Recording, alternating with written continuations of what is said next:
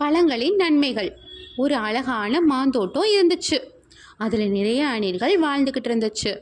அதில் அம்மா அணில், அப்பா அணில், குழந்தைகள் அணில்னு இருந்தாங்க. இப்போது ஒரு குட்டி அணிலுக்கு உடம்பு சரியில்லாமல் போச்சு. மற்ற அணில்கள் எல்லாம் ஓடி வந்துச்சுங்க. உனக்கு என்ன ஆச்சு அப்படின்னு கேட்டுச்சுங்க.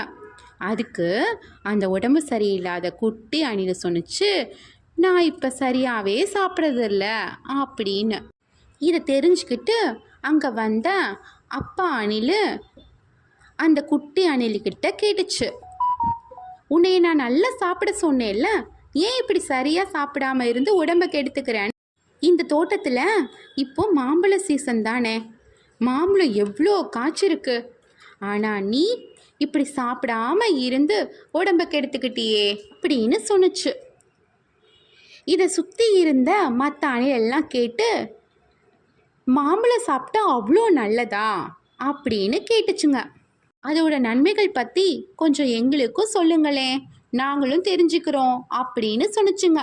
அதுக்கு அப்பா அணில் சொன்னிச்சு, மாம்பழம் ரொம்பவும் ருசியாக இருக்கும், அதில் நிறைய சத்துக்கள் இருக்குது, நம்ம அதை தினமும் சாப்பிட்டா நம்மளுக்கு நோய் எதிர்ப்பு சக்தி அதிகமாகும், இரத்தத்தோட அளவு இதை அதிகமாக்கும், இது இரத்தத்தில் இருக்கக்கூடிய இன்சுலினோட அளவை சரி பண்ணும், கண் குறைபாட்டை சரி செஞ்சு நம்மளோட கண் பார்வையை நல்லா தெரிய வைக்கும், கேன்சர் வராமல் நம்மளை பாதுகாக்கும், இது மட்டும் இல்லை ஞாபக சக்தியையும் அதிகமாக்கும், நம்மளோட செரிமான சக்தியையும் அதிகமாக்கும், விட்டமின் ஏ, இ இதில் இருக்கிறதால நம்மளுக்கு இது ரொம்ப நல்லது.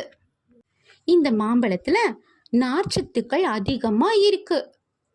இப்படி நிறைய நன்மைகள் இந்த பழத்தில் இருக்குது. நம்ம தான் இந்த பழத்தை சாப்பிடாம இப்படி நம்ம உடம்பை கெடுத்துக்கிறோம்.